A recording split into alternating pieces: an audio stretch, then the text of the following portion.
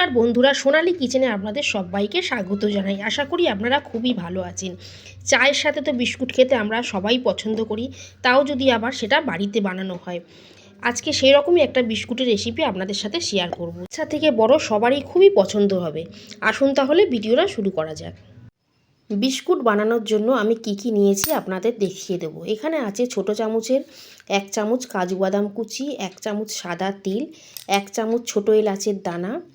এখানে আছে 2 চামচ অ্যালমন্ড বাদাম আর কাজু বাদাম গুঁড়ো, 1/2 কাপ চিনি, 1 কাপ সুজি, 2 কাপ গমের আটা, 2 কাপ দুধ আর 2 চামচ ঘি। আমি এখানে দুধের মধ্যে চিনিটা দিয়ে দিলাম, দিয়ে খুব ভালো করে মিশিয়ে নেব। এটা গরম দুধ না বন্ধুরা, এটা ফ্রিজে ঠান্ডা দুধ। বিস্কুট বানানোর জন্য গরম দুধ একদমই ব্যবহার করবেন না, ঠান্ডা দুধ ব্যবহার করবেন। এবারে আমি একটা থালার মধ্যে গমের আটাটা নিয়ে নিলাম, তার সাথে দিয়ে দেব সুজি। সুজি ব্যবহার করলে বিস্কুট খুব মুচমুচে তৈরি হয়। এবারে এর মধ্যে দিয়ে দেব অ্যালমন্ড বাদাম আর কাজু বাদামের গুঁড়ো, দেব কাজু বাদাম কুচি, তার সাথে দেব সাদা তিল, দেব এলাচ গুঁড়ো। ময়ানের জন্য দিয়ে দেব 2 চামচ ঘি। এবারে আমি শুকনো উপকরণগুলো খুব ভালো করে আগে আটার সাথে মিশিয়ে নেব। ময়ানের জন্য আমি এখানে 2 চামচ ঘি ব্যবহার করেছি।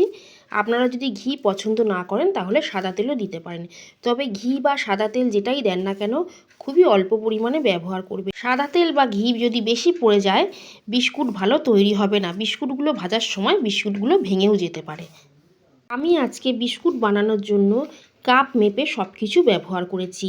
আটা, চিনি, সুজি, দুধ সবই একই কাপ মেপে নিয়েছি। আপনারা বাটি বা কাপ যেটাই ইউজ করেন না কেন একই মাপের সব কিছু নেবেন, তাহলে বিস্কুটগুলো খুব সুন্দর তৈরি হবে। খুব ভালো করে আমার আটার সাথে সব কিছু মেশানো হয়ে গেছে।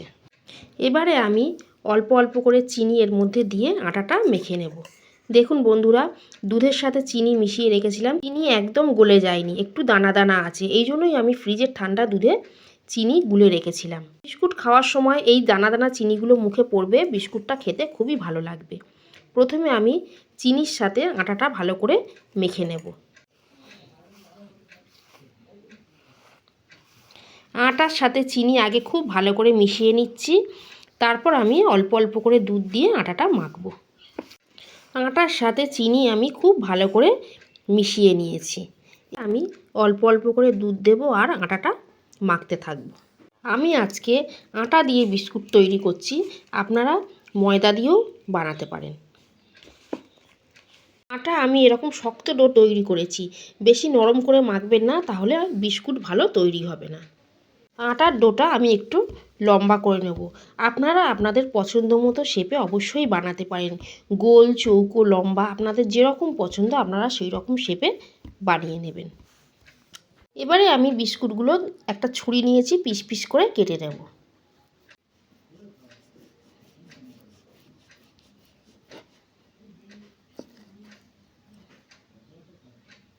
বিস্কুটগুলো কিন্তু আমি খুব বেশি মোটা কাটবো না। দেখুন বন্ধুরা, আমি 1 আঙুল মাপে বিস্কুটগুলো কেটে নিচ্ছি। প্রত্যেকটা আমার কাটা হয়ে গেছে, আমি একই মাপের সবগুলো কেটেছি। এবারে আমি এগুলো ভেজে নেব। বিস্কুট ভাজার জন্য আমি কড়ার মধ্যে দিয়ে দেব সাদা তেল।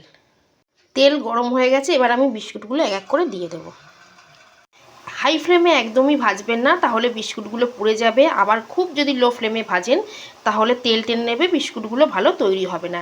মিডিয়াম ফ্লেমে বিস্কুটগুলো ভাজতে হবে। বিস্কুট দেওয়ার সঙ্গে সঙ্গেই উল্টাবেন না, একটা পিঠ লাল হয়ে গেলে তারপর উল্টাবেন, না হলে বিস্কুটগুলো ভেঙে যেতে পারে। ভালো করে লাল হয়ে গেছে, এবারে আমি বিস্কুটগুলো উল্টে দেব।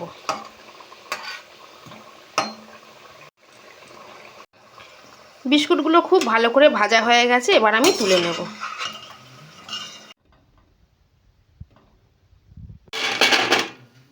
বাকি বিস্কুটগুলো এবার আমি ভেজে নেব। আপনারা বাড়িতে এইভাবে একবার বিস্কুট বানিয়ে খেয়ে দেখবেন, দোকান দিয়ে বিস্কুট কিনে খেতে আর একদমই মন চাইবে না। এই বিস্কুটের রেসিপি আপনাদের কেমন লাগলো কমেন্ট করে অবশ্যই জানাবেন। ভালো লেগে থাকলে লাইক করবেন, শেয়ার করবেন, চ্যানেলটা সাবস্ক্রাইব করে দেবেন। অবশ্যই একবার বাড়িতে এইভাবে ট্রাই করবেন, আশা করি আপনাদেরও খুবই ভালো লাগবে। এগুলো খুব ভালো করে ভাজা হয়ে গেছে, এবার আমি তুলে নেব। গুলো বিস্কুট আমি ভেজে নিয়ে চলে এসেছি। বন্ধুরা, আপনারা আওয়াজ শুনেই নিশ্চয়ই বুঝতে পারছেন বিস্কুটগুলো কতটা মচমচে তৈরি হয়েছে। আপনারা বেশি করে বানিয়ে এয়ারটাইট কন্টেনারে 1 মাস অবধি স্টোর করেও রাখতে পারেন। বিকালে চা বা কফির সাথে এইরকম একটা বিস্কুট থাকলে পুরো জমে যাবে। আজকের মতো এই পর্যন্তই। সবাই খুব ভালো থাকবেন, সুস্থ থাকবেন। ধন্যবাদ।